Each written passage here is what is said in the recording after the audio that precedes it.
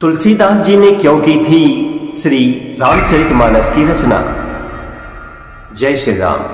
नमस्कार दोस्तों, आपको यह बात तो पता ही होगी कि हिंदू धर्म की अद्वितीय धार्मिक ग्रंथ श्री रामचरितमानस महाकाव्य की रचना गोस्वामी तुलसीदास जी ने की।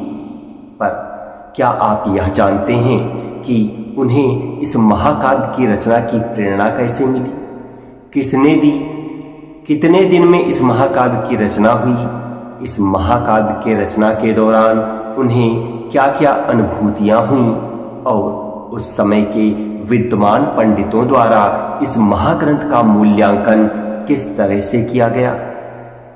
गोस्वामी तुलसीदास जी किसके अवतार कहलाते हैं और इन्हें किन किन भगवान के साक्षात दर्शन प्राप्त हुए।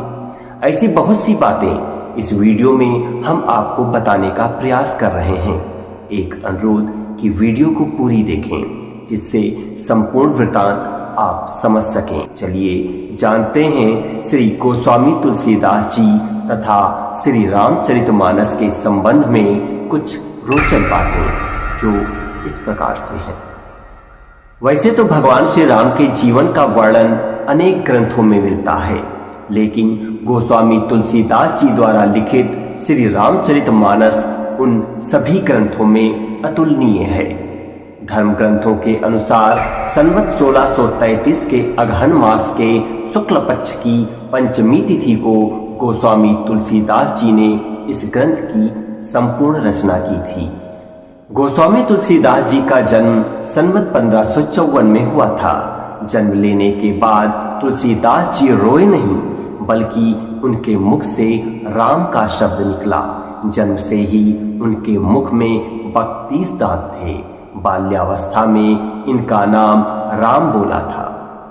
काशी में शेष सनातन जी के पास रहकर तुलसीदास जी ने वेद वेदांगों का अध्ययन किया। संवत 1583 में तुलसीदास जी का विवाह हुआ। वे अपनी पत्नी से बहुत प्रेम करते थे। एक बार जब उनकी पत्नी अपने मायके गईं तो पीछे पीछे ये भी वहां पहुंच गए। पत्नी ने जब यह देखा तो उन्होंने तुलसीदास जी से कहा, जितनी तुम्हारी मुझ में आसक्ति है उससे आधी भी यदि भगवान में होती तो तुम्हारा कल्याण हो जाता।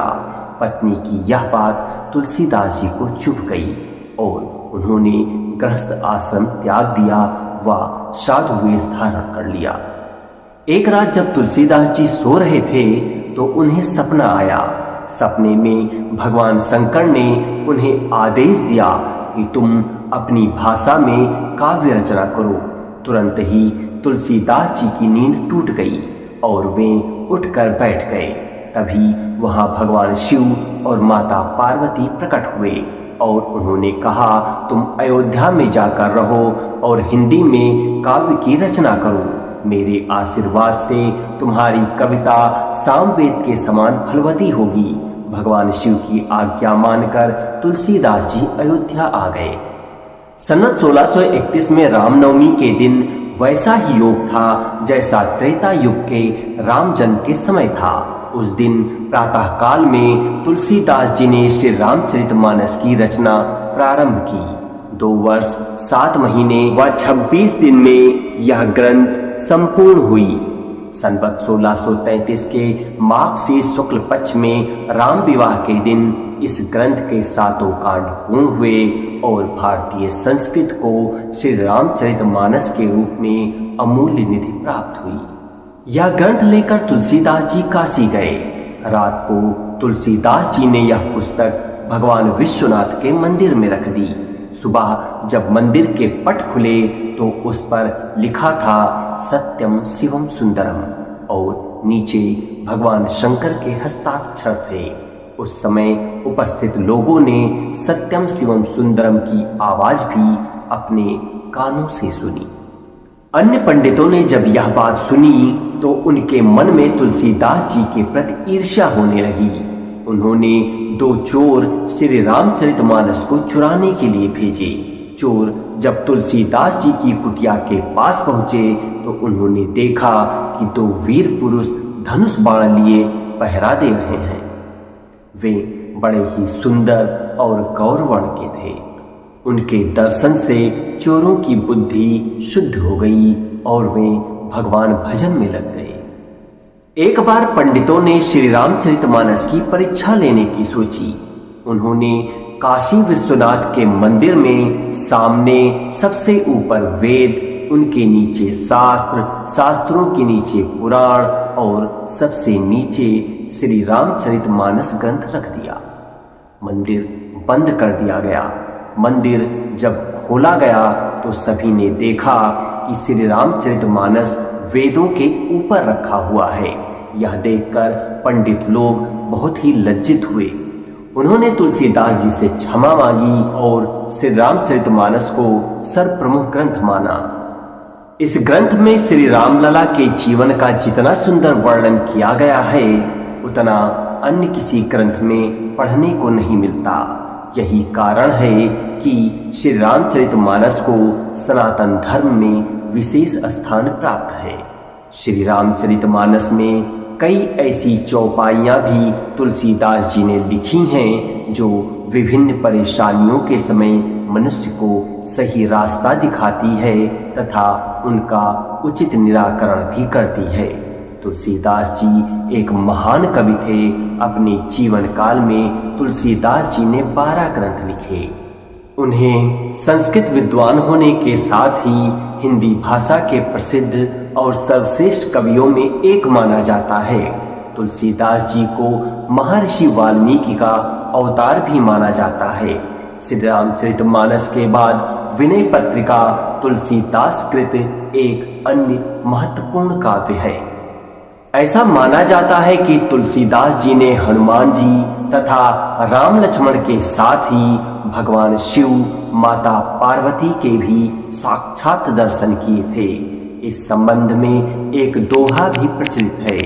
चित्रकूट के घाट पर भई संतन की भीड़, तुलसीदास चंदन खिसे तिलक देत रघुबीर। गोस्वामी तुलसीदास के महिमान्वित व्यक्तित्व और गरिमान्वित साधना को ज्योतित करने वाली एक और घटना का उल्लेख मूल गोसाई चरित्र में किया गया है। तुलसीदास जी नंददास से मिलने एक बार वृंदावन पहुंचे। नंददास उन्हें कृष्ण मंदिर में ले गए। तुलसीदास अपने आराध्य के अनन्य भक्त थे। तुलसीदास राम और कृष्ण की तात्विक एकता स्वीकार करते हुए भी राम रूप श्याम घन पर मोहित होने वाले चातक थे। अतः घनश्याम कृष्ण के समक्ष नतमस्तक कैसे होते? उनका भाव विभोर कवि का कंठ मुखर हो उठा। उन्होंने कहा, कहाँ कहो छवि आज की, भले बने हो नाथ, तुलसी मस्तक तब नमय जब धनुष बांध लो हाथ। इतिहास साक्षी दे या नहीं दे, किंतु लोक श्रुति साक्षी देती है कि कृष्ण की मूर्ति राम की मूर्ति में बदल गई थी। तुलसीदास की ख्याति से अभिभूत होकर अकबर ने तुलसीदास को अपने दरबार में बुलाया और कोई चमत्कार प्रदर्शित करने को कहा। यह प्रदर्शन प्रियता तुलसीदास की प्रकृति और प्रवृत्ति के प्रतिकूल थी, अतः ऐसा करने से उन्होंने इनकार कर दिया। इस पर अकबर ने उन्हें बंदी बना लिया। तदुपरांत राजधानी और राजमहल में बंदरों का अभूतपूर्व अद्भुत उपद्रव शुरू हो गया। अकबर को बताया गया कि यह हनुमान जी का क्रोध है। अकबर को विवश होकर तुलसीदास जी को मुक्त करना पड़ा।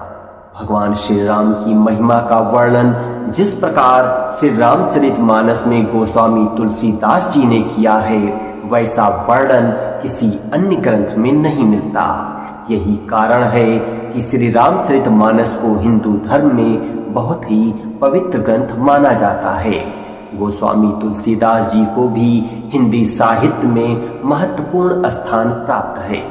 तो दोस्तों, यह थी श्री रामचरितमानस के रचयिता गोस्वामी श्री तुलसीदास जी के जीवन से जुड़ी विलक्षण अनुभूतियां। उम्मीद करता हूं कि आपको यह जानकारी जरूर अच्छी लगी होगी। अगर हाँ तो वीडियो को लाइक करें, अधिक से अधिक लोगों को शेयर करें और चैनल को सब्सक्राइब करना ना भूलें। फिर मिलेंगे एक नई वीडियो में कुछ नई जानकारी के साथ। तब तक मैं विवेक कुमार श्रीवास्तव आपसे विदा चाहूंगा। धन्यवाद। जय श्री राम। हर हर महादेव।